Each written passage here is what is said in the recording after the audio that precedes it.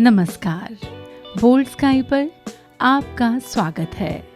आज हम करेंगे तितली आसन, जिसे कि कई लोग बद्ध कोण आसन के नाम से भी जानते हैं। इसे करने के लिए सबसे पहले मैट बिछाकर उस पर बैठ जाएं। इसके बाद अपने दोनों पैरों को सामने की ओर फैला लें और दोनों पैरों को घुटने की तरफ से मोड़ें। अब इस स्थिति में हाथों से पैरों की उंगलियों को उसके पास से पकड़ें और एड़ियों को ज़्यादा से ज़्यादा शरीर के करीब लाने की कोशिश करें।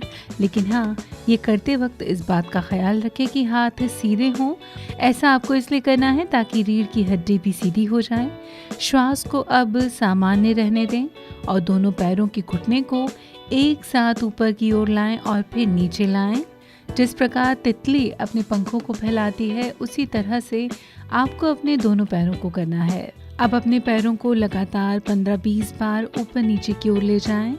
ध्यान रखें कि ये आसानी से करें, झटका देकर ना करें। इसके बाद अपने पैरों को धीरे धीरे सीधा कर लें और कुछ वक्त के लिए शरीर को ढीला छोड़ दें। इसके बाद वापस अपनी पुनः अवस्था में आ जाएं और अपने शरीर को ढीला छोड़ दें। ये था तितली आसन, जिसे कि हम बद्ध कोण आसन के नाम से भी जानते हैं। चलिए अब आपको बताते हैं कि इस आसन से किस तरह के फ़ायदे होते हैं। सबसे पहले तो ये प्रेग्नेंट लेडीज़ के लिए बहुत ही ज़्यादा फ़ायदेमंद होता है। इसे करने से डिलीवरी के समय होने वाला दर्द कम होता है। गर्भवती महिलाएं इस आसन को पहली तिमाही में ही शुरू कर सकती हैं। इस आसन से आपके शरीर के पिछले निचले हिस्से और जंघाओं के आंतरिक हिस्से का तनाव कम हो जाता है और जगह खुल जाती है। साथ ही इससे घुटने का लचीलापन भी बढ़ता है। इस आसन से आपके शरीर के पिछले निचले हिस्से और जंघाओं के आंतरिक हिस्से का तनाव कम होकर खुल जाता है और साथ ही इससे घुटनों का लचीलापन भी बढ़ जाता है। पर ये ज़रूरी है कि आप इस आसन को करने से पहले अपने डॉक्टर से ज़रूर परामर्श लें। इसके अलावा इस आसन के नियमित अभ्यास से शरीर लचीला बनता है। यहाँ तक कि इसे करने से मांसपेशियाँ लचीली और मजबूत भी होती हैं। जिन लोगों को पैर मोड़कर बैठने में दिक्कत होती है, अगर वो लोग ये आसन करेंगे तो उनकी ये दिक्कत ख़त्म हो जाएगी।